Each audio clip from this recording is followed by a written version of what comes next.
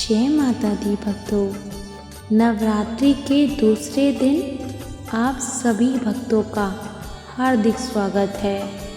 आज का ये शुभ दिन माँ ब्रह्मचारिणी की उपासना को समर्पित है, जो तप, संयम, साधना और भक्ति की अधिष्ठात्री देवी मानी जाती हैं। दधाना कर पद्माभ्याम अक्षमाला कमंडलू, देवी प्रसिद्ध तू मयि ब्रह्मचारिणी अनंतमा। माँ ब्रह्मचारिणी की कृपा से सभी के जीवन में शांति, शक्ति और सकारात्मकता बनी रहे। इसी मंगल कामना के साथ आइए दुर्गा सप्तशती के पावन पाठ का श्रवण करते हैं। जय माता दी। जिसका नाम है देवी का प्रादुर्भाव और महिषासुर की सेना का वध। ऋषि बोले, पूर्व काल में देवताओं और असुरों में पूरे 100 वर्षों तक घोर संग्राम हुआ था। उसमें असुरों का स्वामी महिषासुर था और देवताओं के नायक इंद्र थे। उस युद्ध में देवताओं की सेना महाबली असुरों से परास्त हो गई। संपूर्ण देवताओं को जीतकर महिषासुर इंद्र बन बैठा। तब पराजित देवता प्रजापति ब्रह्मा जी को आगे करके उस स्थान पर गए जहाँ भगवान शंकर और विष्णु विराजमान थे। देवताओं ने महिषासुर के पराक्रम तथा अपनी पराजय का यथावत वृत्तांत उन दोनों देवेश्वरों से विस्तार पूर्वक कह सुनाया। वे बोले, भगवान, महिषासुर सूर्य, इंद्र, अग्नि, वायु, चंद्रमा, यम, वरुण तथा अन्य देवताओं के भी अधिकार छीनकर स्वयं ही सबका अधिष्ठाता बन बैठा है। उस दुरात्मा महिष ने समस्त देवताओं को स्वर्ग से निकाल दिया है। अब वे मनुष्य की भांति पृथ्वी पर विचरते हैं। दैत्यों की यह सारी बातें हमने आप लोगों से कह सुनाई। अब हम आपकी ही शरण में आए हैं। उसके वध का कोई उपाय सोचिए। इस प्रकार देवताओं के वचन सुनकर भगवान विष्णु और शिव ने दैत्यों पर बड़ा क्रोध किया। उनकी भौहें तन गई और मुंह टेढ़ा हो गया।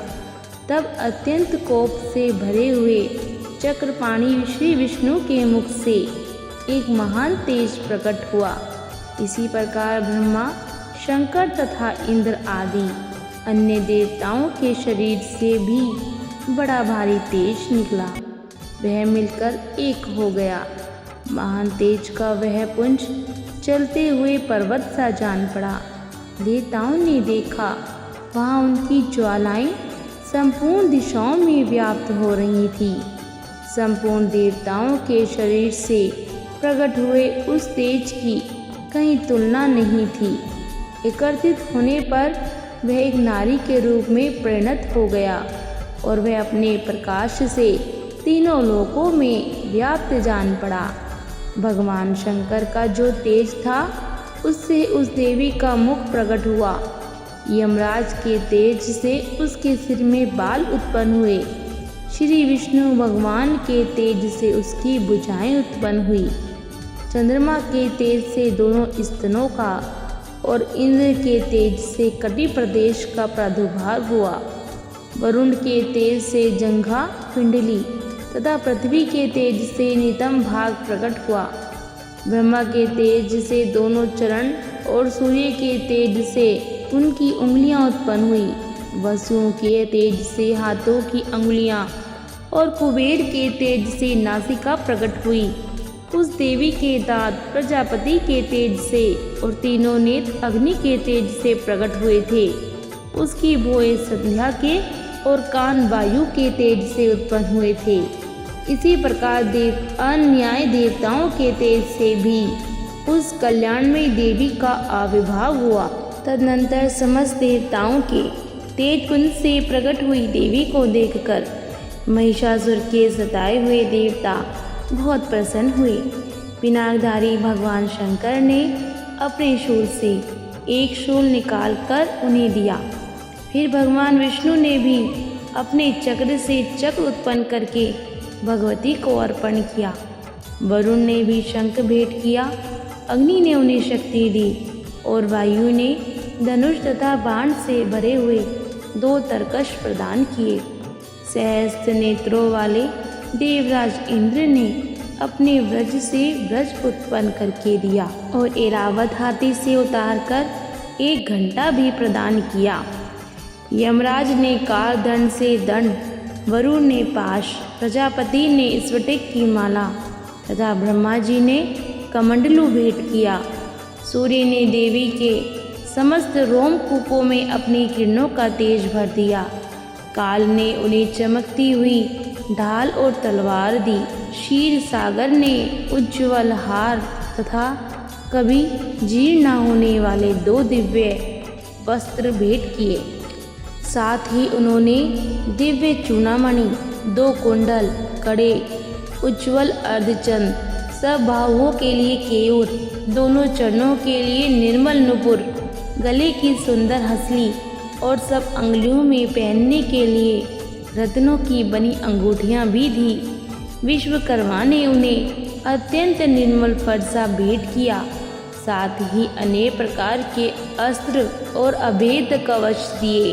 इनके सिवाय मस्तक और वक्र स्थल पर धारण करने के लिए कभी न मुरझाने वाले कमलों की मालाएं दी। जल्दी ने उन्हें सुंदर कमल का फूल भेंट किया। हिमालय ने सवारी के लिए सिंह तथा भांति भांति के रत्न समर्पित किए। धनाध्यक्ष कुबेर ने मधु से भरा पान पात्र दिया तथा संपूर्ण नागों के राजा शेष ने, जो इस पृथ्वी को धारण करते हैं, उन्हें बहुमूल्य मणियों से विभूषित नागहार भेंट दिया।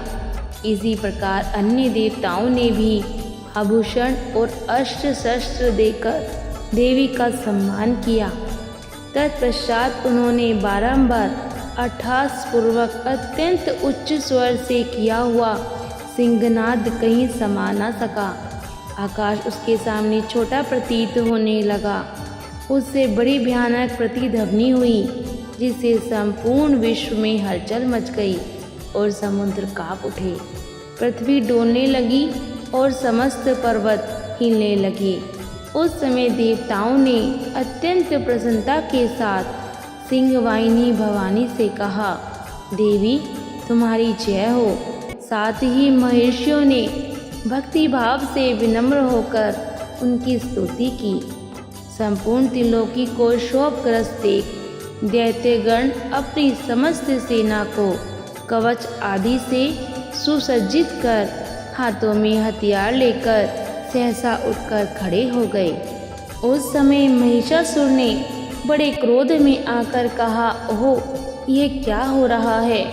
फिर वह संपूर्ण असुरों से घिरकर उस सिंहनाद की ओर लक्ष्य करके दौड़ा और आगे पहुंचकर उसने देवी को देखा, जो अपने प्रभाव से तीनों लोगों को प्रकाशित कर रही थी। उनके चरणों के भार से पृथ्वी दबी जा रही थी।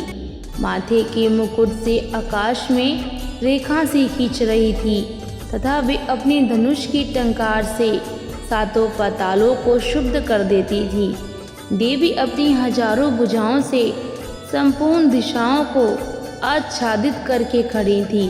तदनंतर उनके साथ दैत्यों का युद्ध छिड़ गया। नाना प्रकार के अस्त्र शस्त्रों के प्रहार से संपूर्ण दिशाएं चमकने लगी।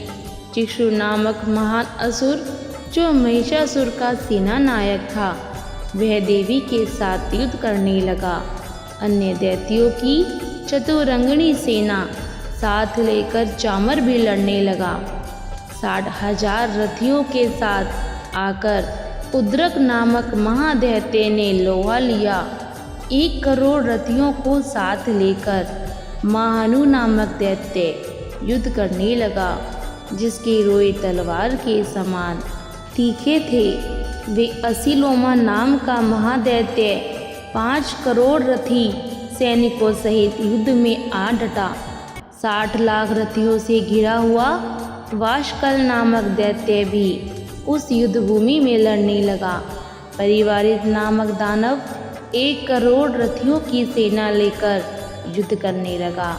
बिडाल नामक दैत्य 5 अरब रथियों से घिरकर लोहा लेने लगा। इनके अतिरिक्त और भी हजारों महादैत्य रथ, हाथी और घोड़ों की सेना साथ लेकर वहां देवी के साथ युद्ध करने लगे। स्वयं महिषासुर उस रणभूमि में कोटि कोटि सहस्त्र हारथ, हाथी घोड़ों की सेना से घिरा खड़ा था। वे दैत्य देवी के साथ तोमर, भिंदीपाल, शक्ति, मूसल, खड़ग, परशु और पट्टिश आदि अस्त्र शस्त्रों का प्रहार करते हुए युद्ध कर रहे थे। कुछ दैत्यों ने उन पर शक्ति का प्रहार किया, कुछ लोगों ने पाश फेंके तथा कुछ दूसरे दैत्यों ने कणक प्रहार करके देवी को मार डालने का प्रयत्न किया। देवी ने भी क्रोध में भरकर खेल खेल में ही अपने अस्त्र शस्त्रों की वर्षा करके दैत्यों के वे समस्त अस्त्र शस्त्र काट डाले। उनके मुख पर परिश्रम या थकावट का भी चिन्ह नहीं था। देवता और ऋषि उनकी स्तुति करते थे और वे भगवती परमेश्वरी दैत्यों के शरीरों पर अस्त्र शस्त्रों की वर्षा कर रहा था। देवी का वाहन सिंह भी क्रोध से भरकर गर्दन के बालों को हिलाता हुआ असुरों की सेना में इस प्रकार विचरने लगा, मानो वनों में दावानल फैल रहा हो। रणभूमि में दैत्यों के साथ युद्ध करती हुई अंबिका देवी ने जितने निश्वास छोड़े वे सभी तत्काल सैकड़ों हजारों गणों के रूप में प्रकट हो गए और परशु, भिंदीपाल, खड़ग तथा पट्टिश आदि अस्त्रों द्वारा असुरों का सामना करने लगे। देवी की शक्ति से भरते हुए वे गण असुरों का नाश करते हुए नगाड़ा और शंख आदि बाजे बजाने लगे। उस संग्राम महोत्सव में कितने ही गण मृदंग बजा रहे थे। तदनंतर देवी ने त्रिशूल से, गदा से, शक्ति की वर्षा से और खड़ग आदि से सैकड़ों महादैत्यों का संहार कर डाला। कितनों को घंटे के भयंकर नाद से मूर्छित करके मार गिराया। बहुत से दैत्यों को पाश से बांधकर धरती पर घसीटा। कितने ही दैत्य उनकी तीखी तलवार की मार से 2-2 टुकड़े हो गए। कितने ही मूसल की मार से अत्यंत आहत होकर रक्त वमन करने लगे। कुछ दैत्य शूल से छाती फट जाने के कारण पृथ्वी पर ढेर हो गए। उस रणांगम में बाण समूहों की वृष्टि से कितने ही असुरों की कमर टूट गई। बाज की तरह झपटने वाली देवी पीड़क दैत्यगण अपने गणों के हाथ धोने लगे।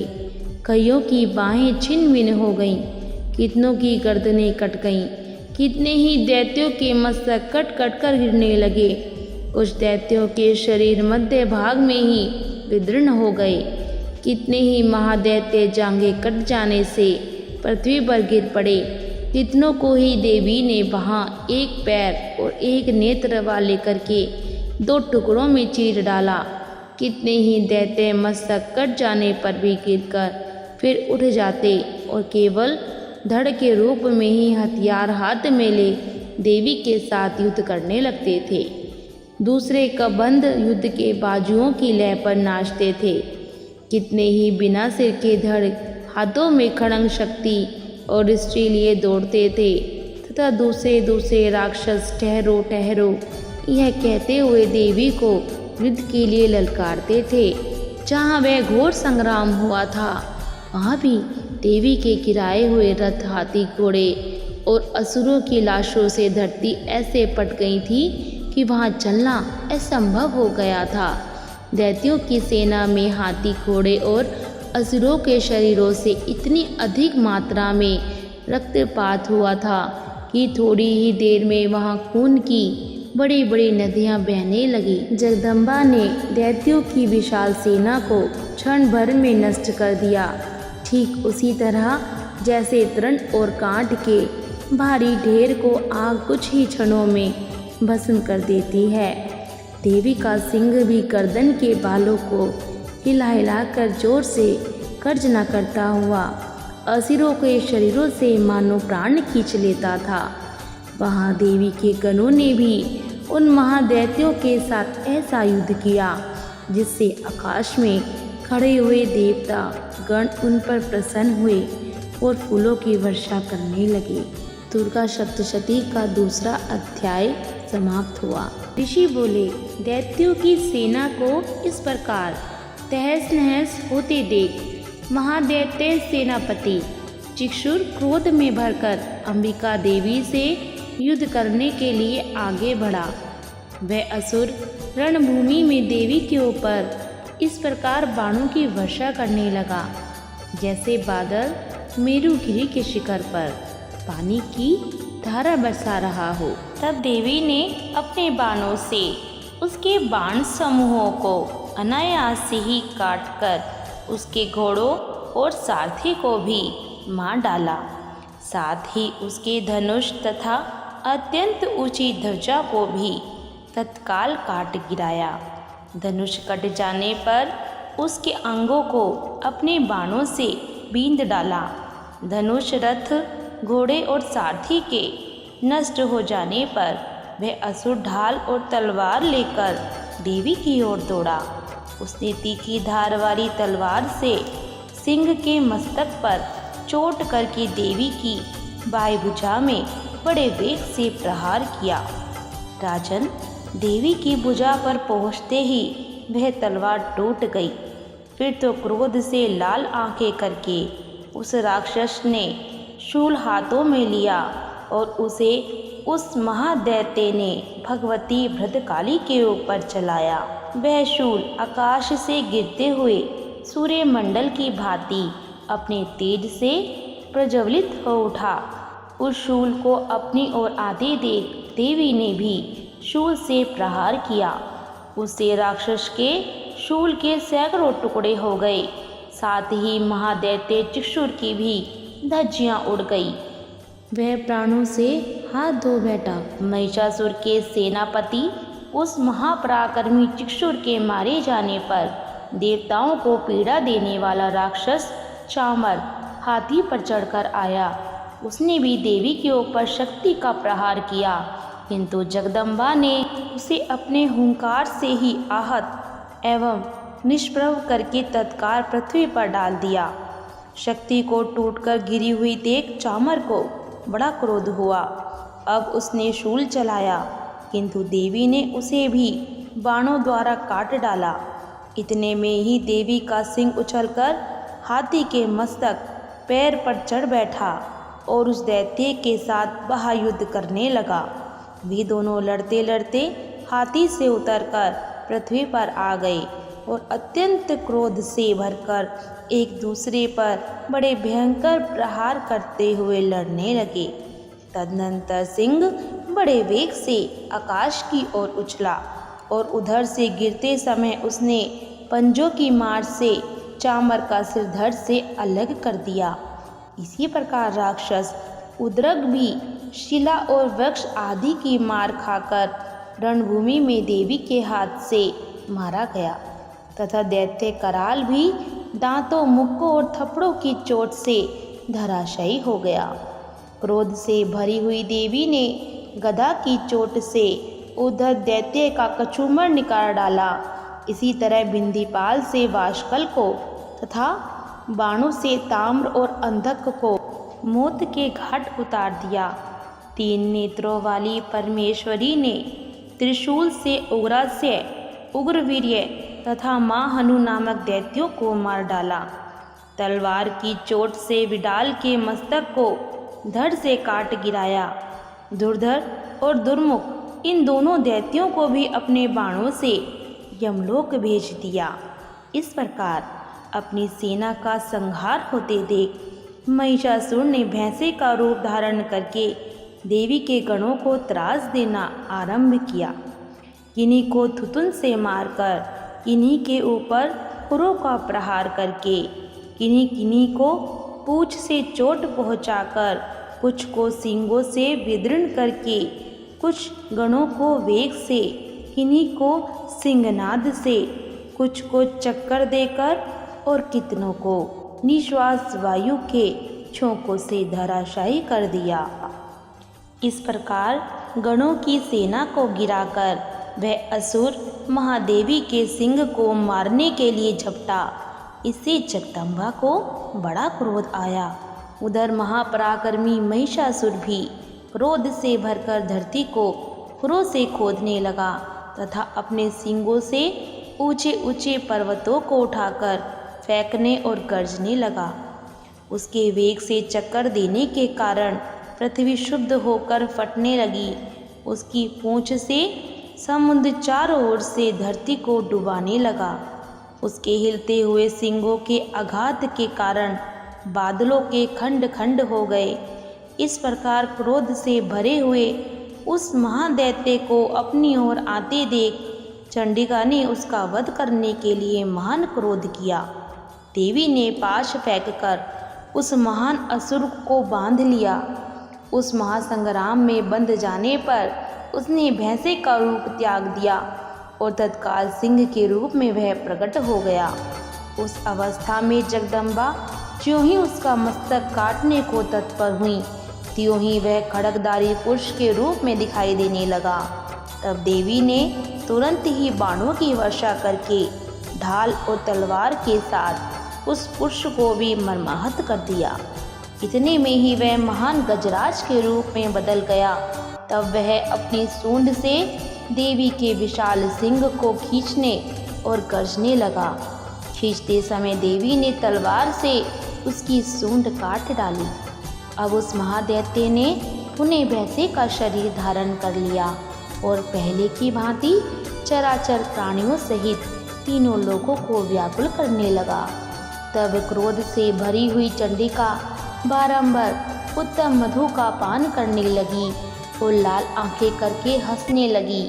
उधर वह बल और पराक्रम के मद से उन्मत्त हुआ राक्षस गरजने लगा और अपने सींगों से चंडी के ऊपर पर्वतों को फेंकने लगा।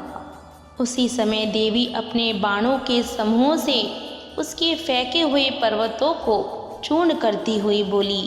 बोलते समय उनकी मुख मधु के मद से लाल हो रहा था और वाणी लड़खड़ा रही थी। देवी ने कहा, अरे मूढ़, मैं जब तक मधु पीती हूँ तब तक तू क्षण भर के लिए खूब गर्ज ले। मेरे हाथ से यहीं तेरी मृत्यु हो जाने पर अब शीघ्र देवता भी जय घोष करेंगे। ऋषि बोले। ऐसा कहकर देवी उछली और उस महादैत्य के ऊपर चढ़ गईं। फिर अपने पैर से उसे दबाकर उन्होंने शूल से उसके कंठ में आघात किया। उनके पैर से दबा होने पर भी महिषासुर अपने मुख से दूसरे रूप में बाहर होने लगा। अभी आधे शरीर से ही वह बाहर निकलने पाया था कि देवी ने अपने प्रभाव से उसे रोक दिया। आधा निकला होने पर भी वह महादैत्य देवी से युद्ध करने लगा। तब देवी ने बहुत बड़ी तलवार से उसका मस्तक काट गिराया। फिर तो हाहाकार करती हुई दैत्यों की सारी सेना भाग गई तथा संपूर्ण देवता प्रसन्न हो गए। देवताओं ने दिव्य महेशों के साथ दुर्गा देवी का स्तवन किया। गंधर्वराज गाने लगे तथा अप्सराएं नृत्य करने लगी। माँ ब्रह्मचारिणी का आशीर्वाद आप पर और आपके परिवार पर सदैव बना रहे। इसी मंगल कामना के साथ आज का यह पावन पाठ यहीं पूर्ण होता है। जय माता दी।